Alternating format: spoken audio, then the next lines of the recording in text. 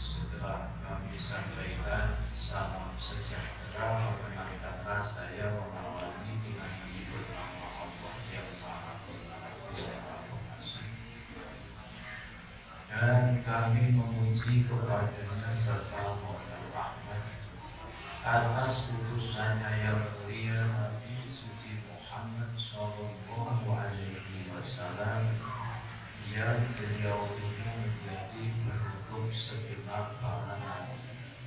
Beliau bersabda, sesudahku Allah Subhanahu wa Ta'ala tidak akan mengutus nabi lagi di muka bumi ini, baik itu nabi yang baru apalagi nabi yang lama. Namun demikian para khalifahullah, para ulama warisatul anbiya, para mujadid yang ditulang akan turun yang jumlahnya dan nabi abadi saya menunggu lama kaya sulit. Bapak Ibu yang berbahagia, dengan segala kerendahan hati dan segala kekurangan, saya mengajak kepada jamaah mari kita senantiasa membacakan rasa syukur kehadirat Allah Subhanahu wa Ta'ala, karena pada sore hari ini kita bersama-sama dapat mengikuti majlis yang mulia ini. Mudah-mudahan silaturahim pada sore hari ini mendapat anugerah yakni rahmat Allah Subhanahu wa Ta'ala dunia sampai akhirat. Bapak Ibu yang berbahagia, saya terkesan kepada Rasul yang disampaikan Ibu Siti Fadiyah yang saya garis bawahi bahwasanya umur yang paling dominan, umur yang paling menguasai manusia itu sejak lahir sampai 63. Itulah batas maksimal yang diberikan Allah Subhanahu wa Ta'ala kepada beliau Nabi suci Muhammad Sallallahu Alaihi Wasallam. Karena selebihnya umur 63 itu manusia sudah mengalami penurunan yang drastis, akal pun akan turun. Tetapi anehnya, umur yang sekian itu semakin mendukung mencari harta kekayaan, termasuk saya. Umur saya itu seperti Rasulullah sekalian, persis tepat. Jadi apa yang disampaikan oleh Ibu Siti lebih tepatnya saya itu 63, tinggal menanti panggilan Allah yang terakhir. Tetapi akhir-akhir ini hidup saya dipermudah oleh sapi berat. Sore pagi saya selalu membersihkan kotoran-kotoran. Hati saya itu berkata, saya itu dipermudah oleh sapi berat pagi. Tapi tidak apa-apa, ini untuk menolak corona.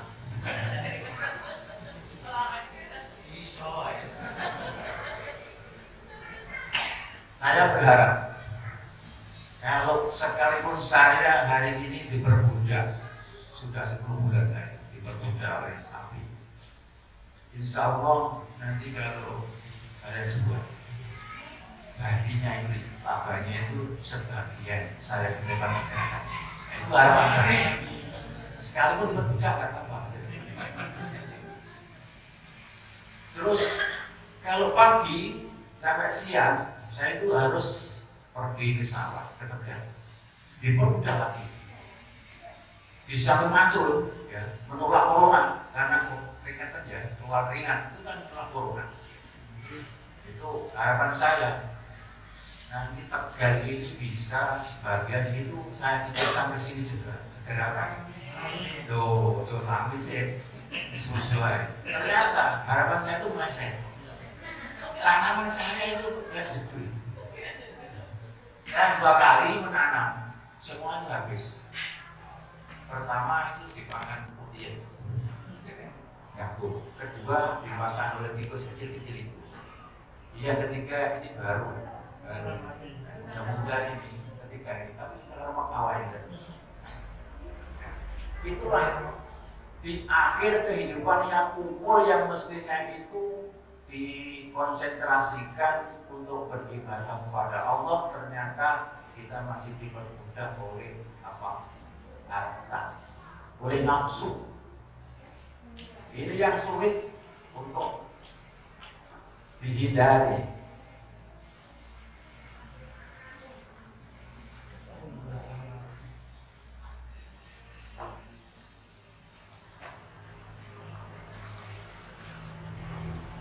Inilah kehidupan yang di akhir hayat manusia itu sulit untuk menghindarkan dari perbudakan nafsu. Ya mudah-mudahan karena kita diperbudak nafsu, kita juga akhirnya berbalik. Nafsu akan kita jadikan jembatan untuk mencapai kehidupan yang lebih sempurna, yakni beribadah kepada Allah Subhanahu wa Ta'ala. Bapak Ibu yang berbahagia, saya akan menyampaikan surah Al-Fatihah. Yang ini kelihatannya biasa dibaca oleh anak kecil pun bisa, surah nenek juga bisa. Kelihatannya itu amat sederhana surah Al-Fatihah itu, tetapi ini bernilai yang sangat tinggi dan mulia.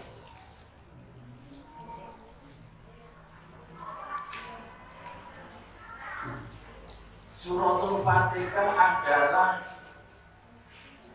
7 ayat, terdiri dari 7 ayat, 29 kalimat, 131 huruf. Kalau kita mau mencermati ayat ini, surah Al-Fatihah. Ketika itu Rasulullah Shallallahu Alaihi Wasallam duduk bersama malaikat Jibril.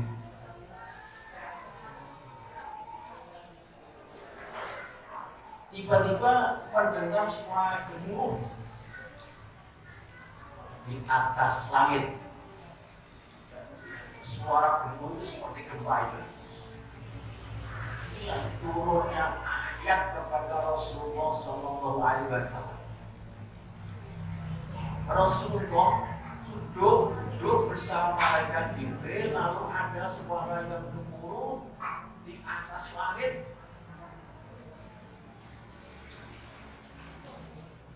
Maka Jibril melihat ke atas langit, kemudian berkata, itulah pintu langit telah terbuka. Belum pernah dibuka sama sekali dan telah turun seorang malaikat daripadanya. Maka datanglah malaikat yang memberi busur. Busur itu kabar baik kepada Rasulullah Shallallahu Alaihi Wasallam. Terimalah kabar baik ya Rasulullah, ya Muhammad, bahwa Anda diberi dua cahaya Al-Quran, yakni induknya Al-Quran Suratul Fatihah dan ayat yang terakhir surat Al-Baqarah. Dua ayat inilah yang belum pernah diturunkan kepada siapapun nabi-nabi sebelum Nabi suci Muhammad SAW, kecuali kepada Rasulullah SAW. Inilah kehebatannya surat Al-Fatihah.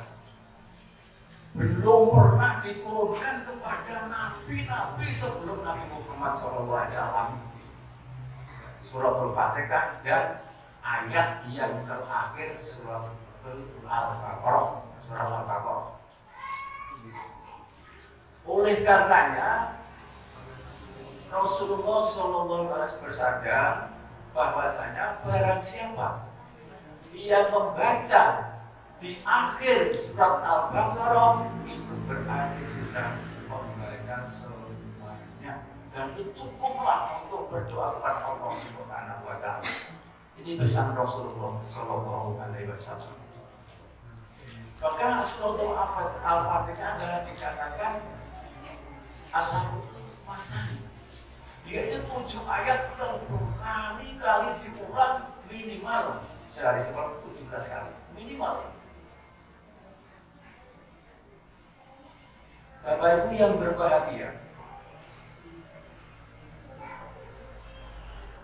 Suratul Al-Fatihah adalah diturunkan Allah Subhanahu wa Ta'ala antara aku dan hambaku, kata Allah.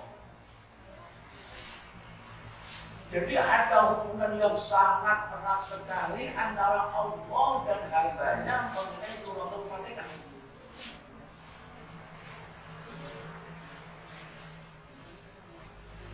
Abu Hurairah radhiyallahu anhu berkata, tanya Rasulullah Shallallahu Alaihi Wasallam,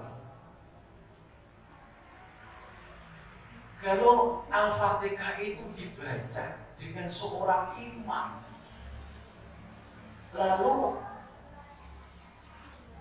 bagaimana yang makmum di belakangnya Rasulullah? Dia mengikuti dengan suara batin. Karena apa? Karena Suratul Fatihah itu adalah Allah yang Maha Pencipta itu dengan hambanya itu sangat berhubungan sekali ketika membaca Suratul Fatihah. Kalau diawali Bismillahirrahmanirrahim itu ayatnya tersendiri di luar Suratul Fatihah. Ketika hambaku membaca Alhamdulillahirabbil alamin, Allah menjawab, hambaku sedang memuji kepada. Oleh karenanya seorang imam kalau berdiri menjadi seorang imam, jangan membaca Suratul Fatihah itu disambung. Karena kepiwaiannya yaitu keahliannya itu membaca Suratul Fatihah disambung, itu tidak benar, kurang sempurna. Karena sekalipun Allah itu yang maha ilmu, yang maha tahu, tetapi aturan syariatnya bahwasanya Suratul Fatihah dibaca dengan tartil, dibaca dengan tumakinah, sehingga antara hamba dan Allah Subhanahu wa Ta'ala itu akan berhubungan sangat erat sekali.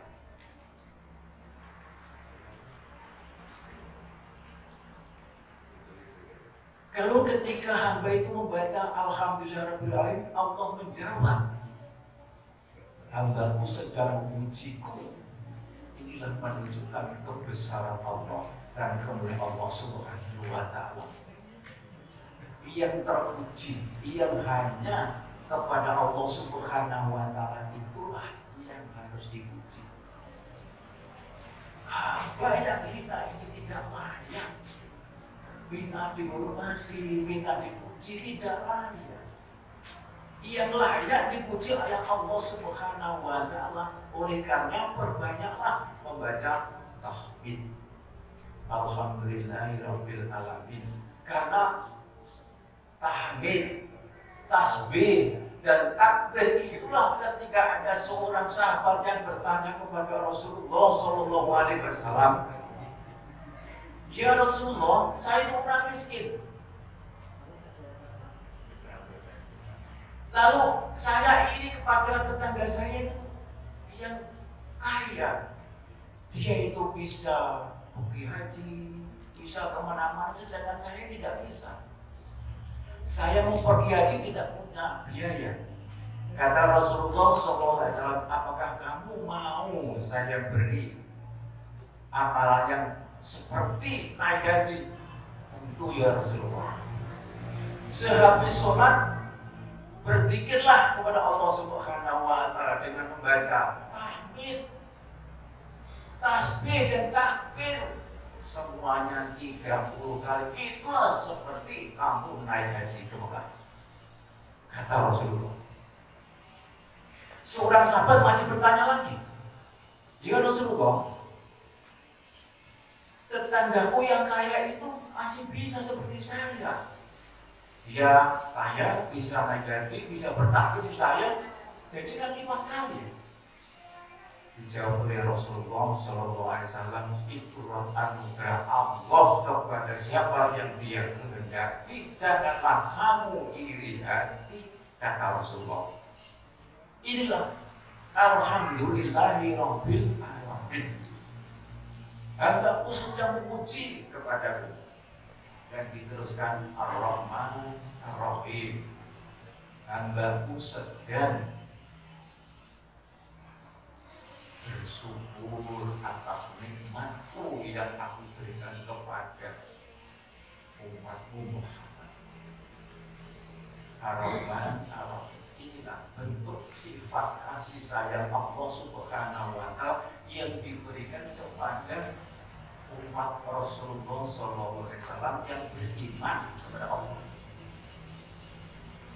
Ar-Rahman itu yang diberikan Allah Subhanahu wa Ta'ala anugerah fisik, anugerah jasmani kalian di dunia ini.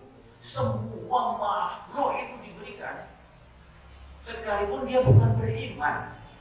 Tetapi kalau Ar-Rahim itu khusus diberikan kepada orang-orang yang bertakwa kepada Allah Subhanahu wa Ta'ala, sehingga orang-orang yang beriman dan bertakwa kepada Allah Subhanahu wa Ta'ala mendapat kenikmatan dua, yakni kenikmatan dunia dan kenikmatan surga.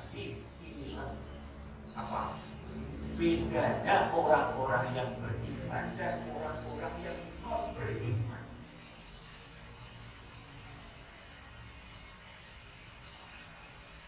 Lalu yang ketiga, Maliki yaumiddin. Allah menjawab, hambaku sedang memuliakan aku. Kalau ini coba bagaimana Allah memuliakan hambanya itu di dalam Al-Quran surat Al-Imran 25.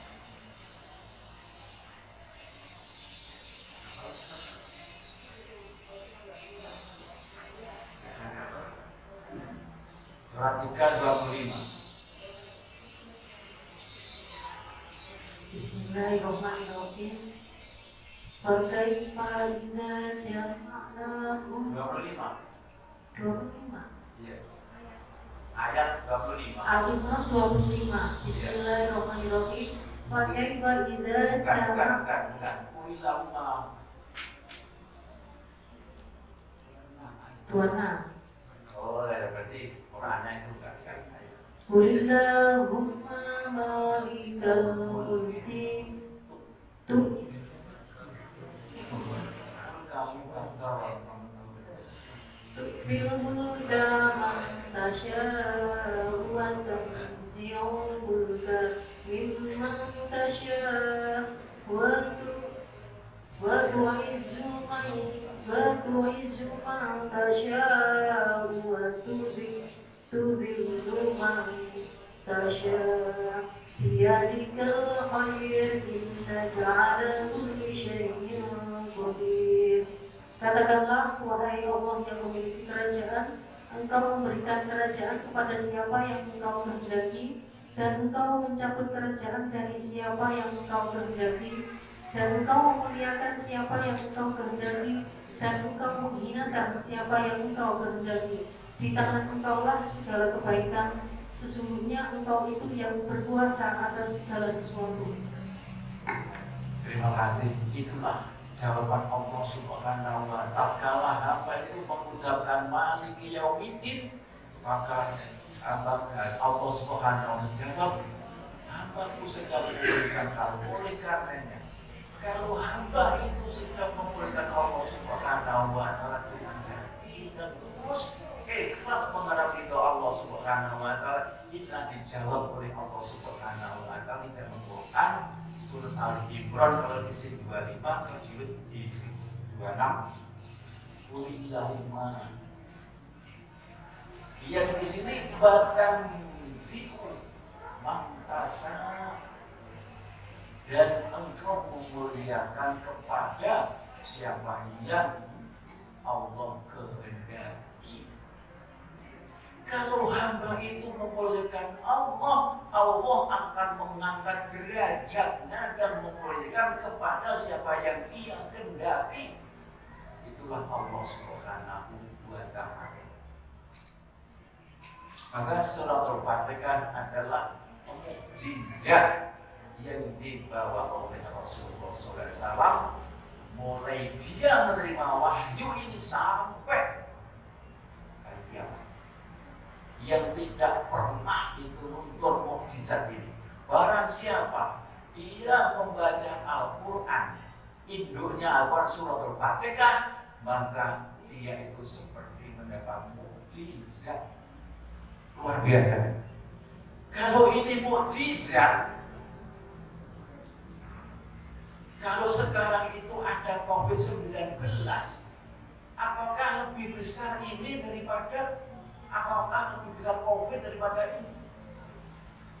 Cukup membaca surat Al-Fatihah inilah, maka Allah akan menjaganya. Kemuliaan kamu dijaga oleh Allah Subhanahu wa ta'ala.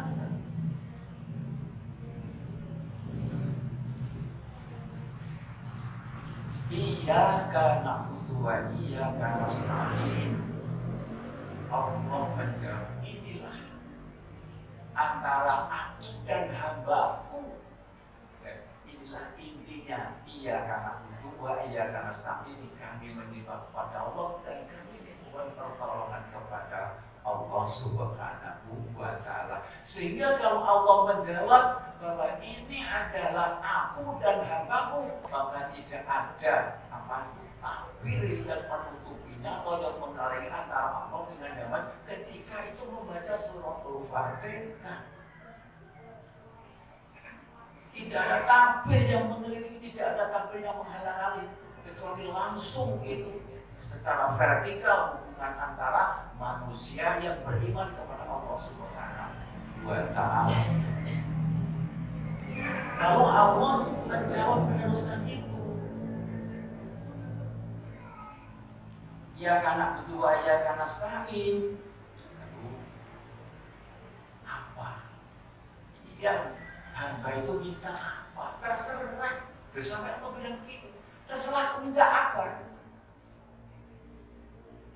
Biasanya orang-orang itu yang diminta bukan jalan yang lurus, bukan kenikmatan yang diberikan oleh Rasulullah, oleh para nabi. Biasanya itu pangkat, harta benda, atau kekayaan yang banyak.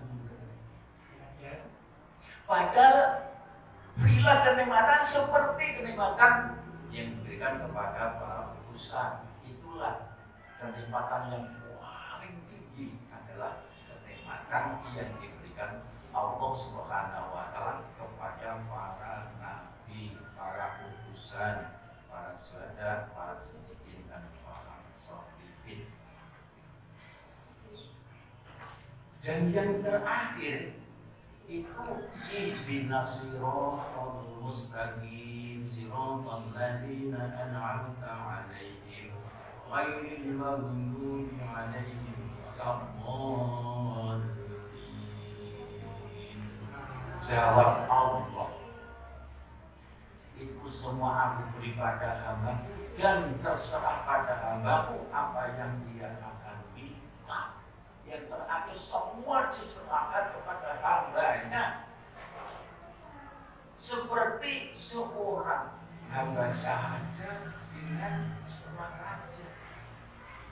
Ketika di hadapan ini ditawarkan itu, wahai seorang hamba saja, kamu minta apa sekarang ini? Apa saja yang diminta oleh hamba itulah akan diberikan oleh Allah Subhanahu wa Ta'ala lewat suratul Fatihah. Bapak Ibu yang berbahagia, oleh karenanya saya ingatkan di dalam hadis Bukhari itu ketika kita sholat jangan pakai masker. Ketika sujud kepada Allah Subhanahu wa Ta'ala tidak boleh yang menutupi muka ini, sekalipun satu harus dilepas. Tetapi setelah sholat pakai lagi tidak apa. Tetapi kata Rasulullah Sallallahu Alaihi Wasallam, barang siapa yang menegakkan sholat, maka ketika janganlah kau menutupi sebagian kamu dengan apa saja, bahkan rambut itu pun kalau itu sampai menutupi baju ini, sehingga sholatnya itu kurang sempurna bahkan tidak sah. Banyak sekarang itu karena takut karena corona itu sholat pakai masker. Itu seolah-olah nggak percaya dengan pertolongan Allah, nggak percaya. Padahal Allah Subhanahu menyatakan dalam iya kan kudu ayat nastaqim kamu yang paling Allah dan kamu pertolongan. Kalau kamu bukan hati yang tulus ikhlas berpertolongan kepada Allah Subhanahu wa Ta'ala, maka Allah itu akan memberi pertolongan kepada segala apa yang akan mengganggu kamu.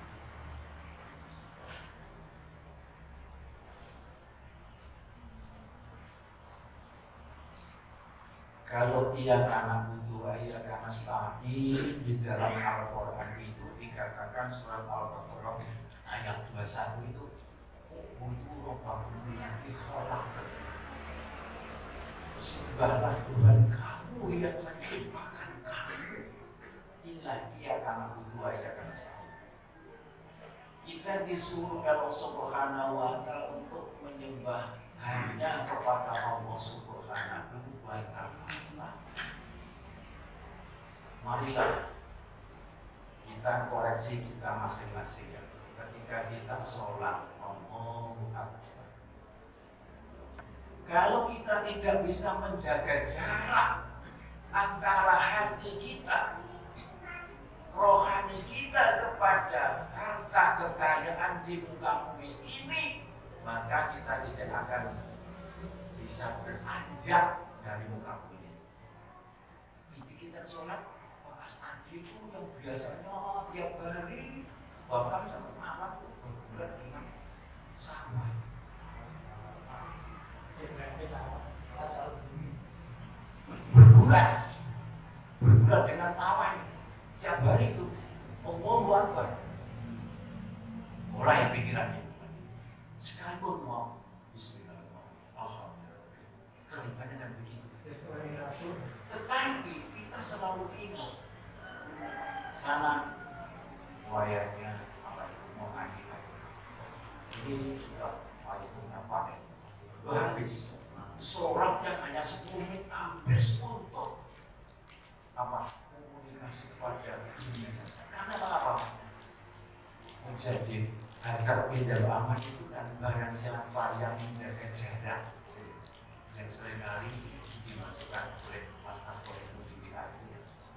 Barang siapa yang bisa menjaga jarak antara dunia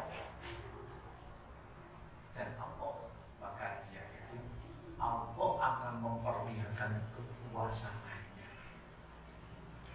Kalau kita itu bisa menjaga jarak sedikit saja, maka kita akan hilang 1 meter. Rasulullah Shallallahu Alaihi Wasallam mikrojul itu sampai ke Sidratul Muntaha, ke langit yang ke-7. Kita itu 1 meter saja sudah hebat. Mikroj 1 meter sudah hebat kita itu.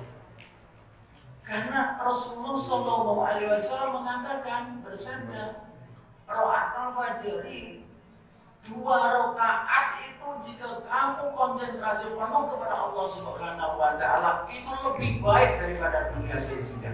Masya Allah.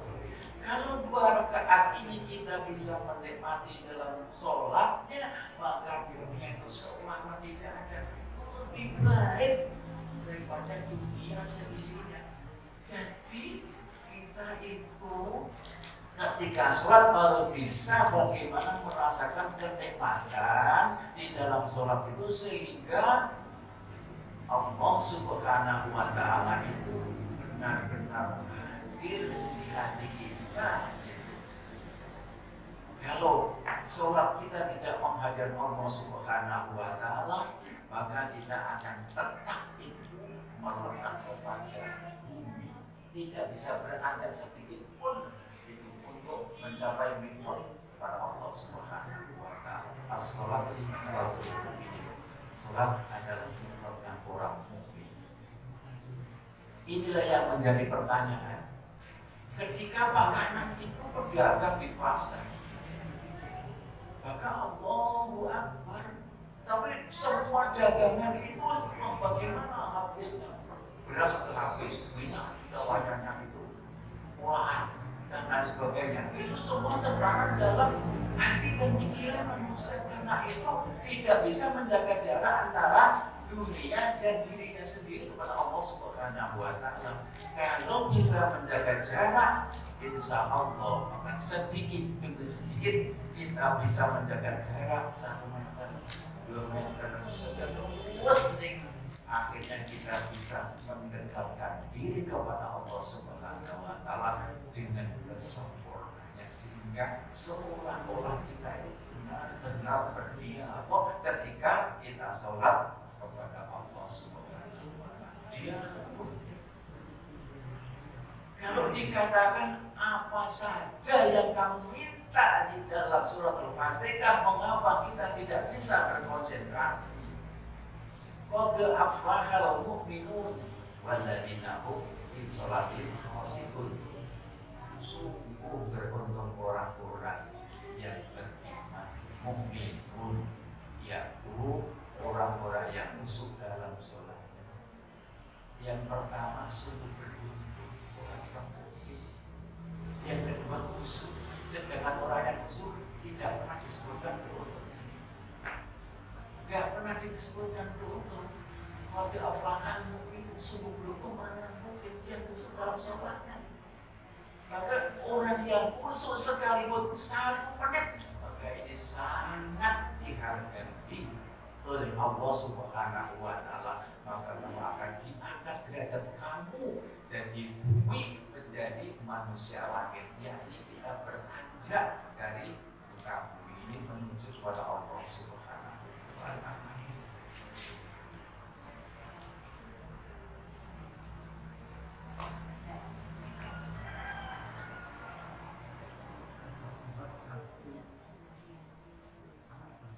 Kurang 5 menit jam 4. Materi tidak saya tahu. Ini kalau dijalankan mulai dari apa yang dibacakan oleh Bapak Ketua nanti yaitu 10 jari. 1 jari saja. Yang pertama, itu sulit sekali. Apalagi 10 janji itu, jika itu bisa menjalankan semua, maka itu akan seperti Nabi. Bayangkan, kalau kita berbuat baik seperti Al-Quran 1 minggu saja, maka kamu akan seperti Rasulullah. Seperti Rasulullah. Begitu.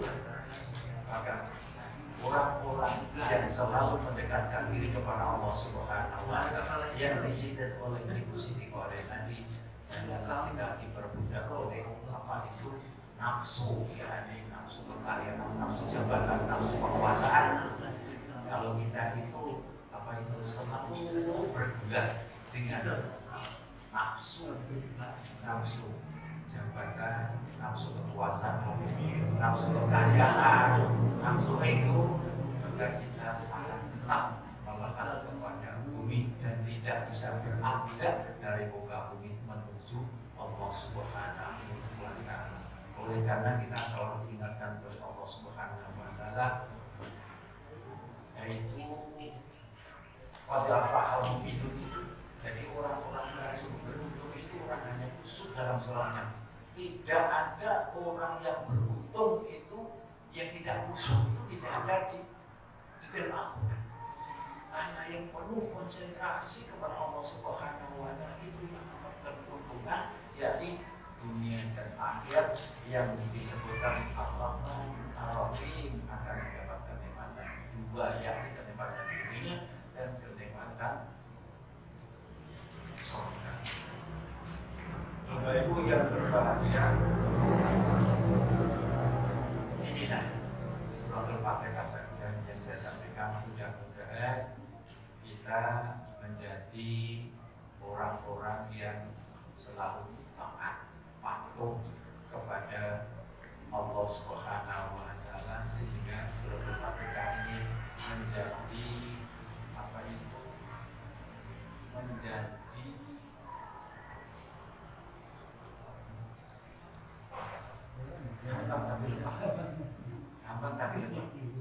mukjizat. Mudah-mudahan suratul Fatihah itu menjadi mukjizat kita semua. Jangan takut dalam apapun, karena suratul Fatihah itu dijanjikan oleh Allah Subhanahu wa Ta'ala menjadi mukjizat sekarang sampai akhirat. Sedangkan ujian yang nabi sebelumnya itu tidak bisa dibuktikan sekarang kecuali Al-Quran. Maka seringlah dan perbanyaklah membaca suratul Fatihah supaya kita tetap mendapat perlindungan dan pertolongan dari Allah Subhanahu wa Ta'ala. Amin. Bapak Ibu yang berbahagia, demikianlah yang saya sampaikan. Saya manusia biasa yang baik dan coba apabila ada kekurangan, apabila ada kesalahan, saya mohon maaf yang sebesar-besarnya. Saya puji billahi taufiq wal hidayah. Segala puji hanya untuk Allah Rabbul Alamin. Assalamualaikum warahmatullahi wabarakatuh.